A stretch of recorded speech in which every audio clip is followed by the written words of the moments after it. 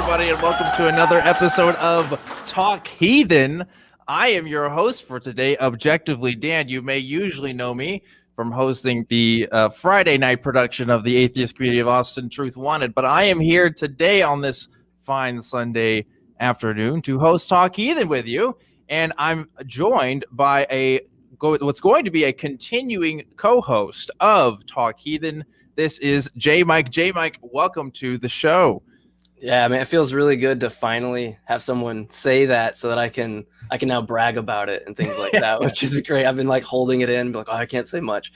So yeah, it's really great. I'm also impressed with someone that does a show like Truth Wanted as much as you do, that you didn't say Truth Wanted instead of Talk Heathen, because that is what I would have done. I had to mentally prepare myself, because that was just going to be so automatic for me. I had to like lock that in, make sure that I was going to say the right thing. But yes, I haven't been on Talk Heathen in at least a year or so. I have been on before though, and so now I'm here today hosting again with you, JMike. JMike, welcome to Talk Heathen. What's going to be a continuing production for you. Before we get into the intro for the announcements and stuff, why don't you introduce yourself a little bit for folks who aren't super familiar with you?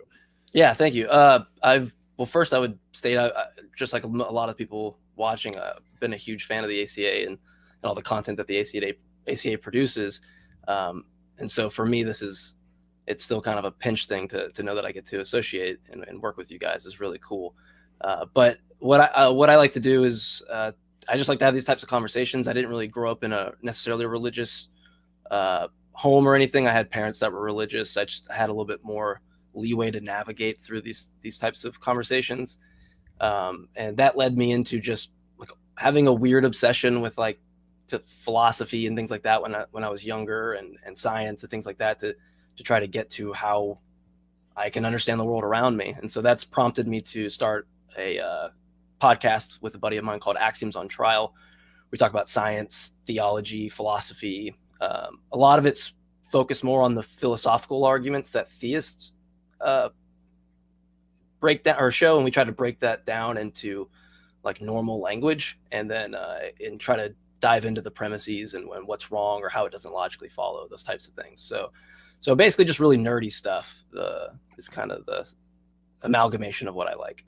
Well, there's a lot of nerdy people that come around the ACA, so you're going to fit right in. I'm really excited to see what you do with Talk Heathen. And very briefly about me, if you guys don't know, again, I'm Objectively Dan. I am the senior host over at the Truth Wanted show. Happens live on Friday nights. It's another call-in production here. We talk about what people believe and why. We talk about religion, but we also talk about other stuff, magic, conspiracies, all kinds of other interesting things there. And JMike, you and I have actually hosted an episode of Truth Wanted together. So if you like what you see today, you should definitely check that out. But right now, we're watching Talk Heathen. So if you're not familiar, Talk Heathen is a product of the Atheist Community of Austin, a 501c3 organization dedicated to the promotion of positive atheism and separation of religion and government. It's a call-in show, folks, and we have a lot of open lines this morning. So we really want you guys to call in now if you haven't already, and go ahead and get yourself in the queue so you can talk to us today.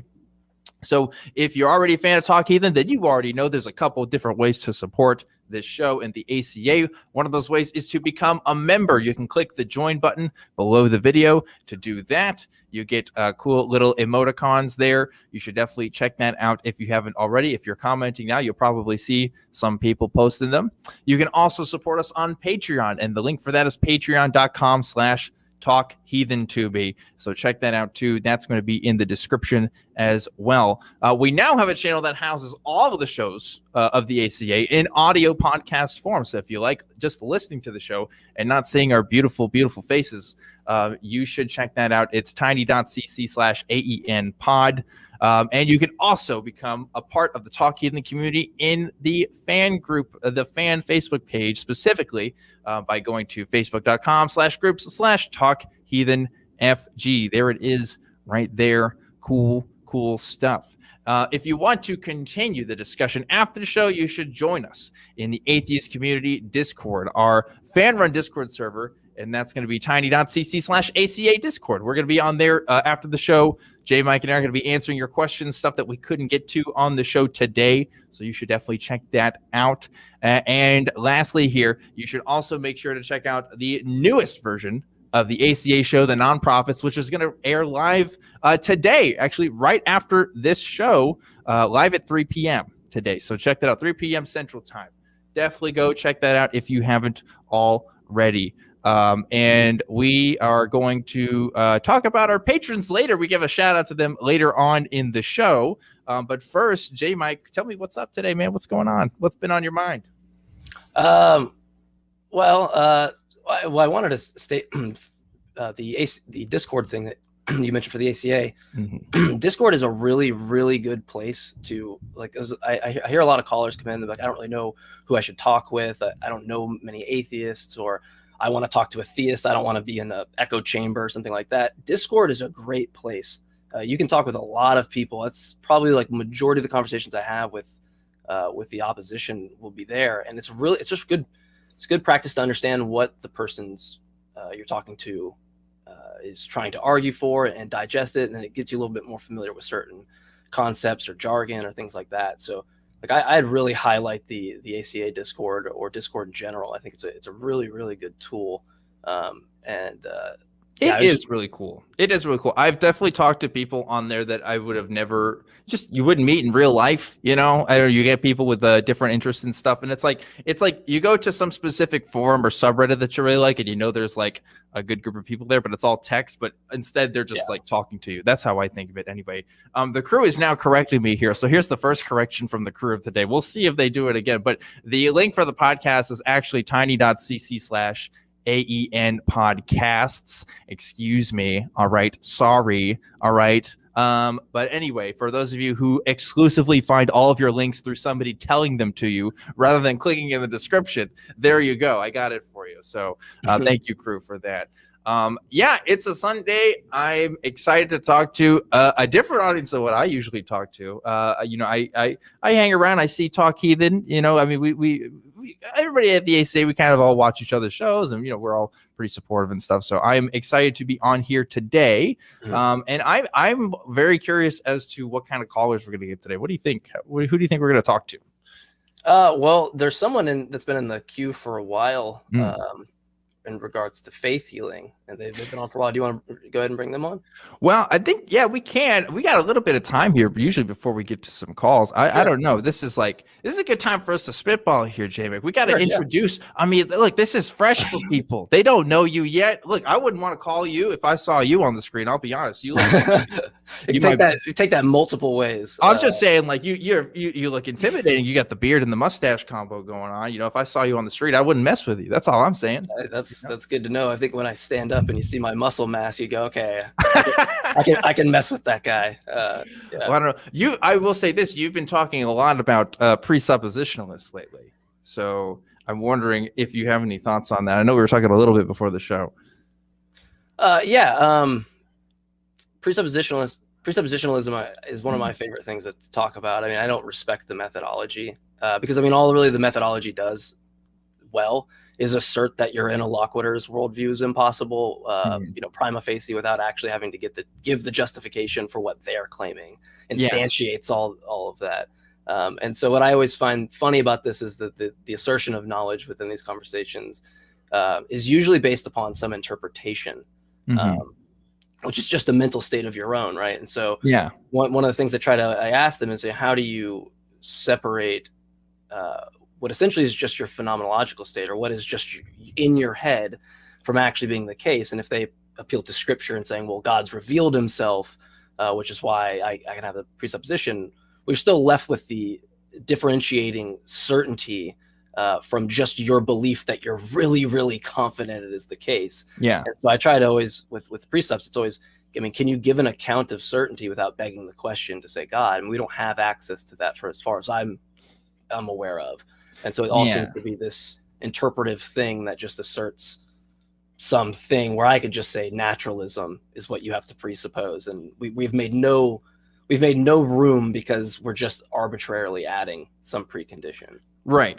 I will say this, like, every conversation I've had with a presuppositionalist on my show, and I don't like making blanket statements here, but they've all been really bad. if only because like I feel like they're never nice conversations. They always turn very mean very quickly. I don't know what it is about that particular topic, but there's something about just the way that at least when I've talked to people who hold a presuppositionalist view, where it doesn't feel respectful. It feels like I'm being made fun of or something because I don't believe God is the foundation, or like, oh, you can't justify anything because you don't have this sort of rational foundation like I do. That's kind of the implied message there, which is just like, look, like most people don't think the way you do. So like, I don't know where that air of superiority would come from there.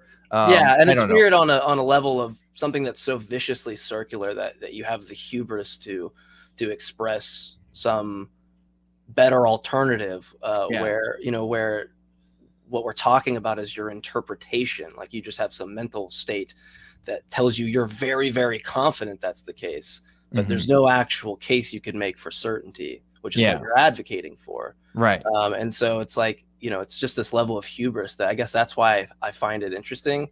Yeah. Because I almost want to break that down and just see, well, it's like, well, hey, I mean, you're making metaphysical claims of certainty here. I'm not at all. Right. So it's interesting to pull it back a little bit, I definitely don't hold my worldview with that kind of same level of absolute certainty. And I would be, I don't want to say intimidated. I would be weirded out, really, if anybody else that would hold it, that's kind of sort of in my camp, that kind of believes the same things I do with the same level of certainty that, the average presuppositionalist that I've talked to has. To me, that's kind of off-putting in a sense. I don't know if you're a naturalist, but like, wouldn't it be weird for me to tell you, in order for naturalism to be true, I should presuppose some metaphysical primary of a natural singularity, and then that way every contingent fact that we have, or whatever, any fact in the world, is only intelligible because I presuppose the natural world, right? That would sound silly to you, wouldn't it? Yeah. It's not necessary. It's not necessary to sort of demonstrate validity in the sense that I talk about. It doesn't have to be in the same kind of like philosophical certainty that some circles might use that term, but just like to make the average predictions for everyday life. Like, I guess it is falling back on like a pragmatist kind of view, but I mean, really, that's how most people view it. And I don't know, it seems to be getting along fine for me so far, unless I got into a really big debate with some Oxford philosopher on my views, maybe. But like, it's not going to be a presuppositionalist that's going to change my mind about how I should understand the world. Sure, there's something to be said about the philosophy aspect too. Yeah, and maybe the philosophy people will get mad at me. I consider myself someone who loves philosophy, but like I recognize that I can't sit there. There's something in philosophy called a priori knowledge, right? Through means of without experience of the world, deduction, math, these types of things. I don't understand how someone has the hubris to state that they can a priori deduct this metaphysical God or this thing that's necessary. Yeah, but we never did that for a burrito or for an apple. Yeah, you know what I mean. Like you have to actually have experience of the burrito, right, or the apple, in order for you to have those kind of inductive inferences go into it. Yeah. So that's the thing, is like, I love philosophy, but the more I've gotten into it, the more I realize people think that their a priori assessments do more than they do, and I now heavily lean towards an empiricist route. That a posteriori, or what I mean by that is empirical evidence, is what matters. I care about what we can get done in the fucking lab, not what you can talk about in your armchair. Yeah. And then that goes into arguments about like what really matters here, if there's like some sort of abstract truth outside of our experience that is going to, I don't know. It's too much to go into now. We got to take some calls.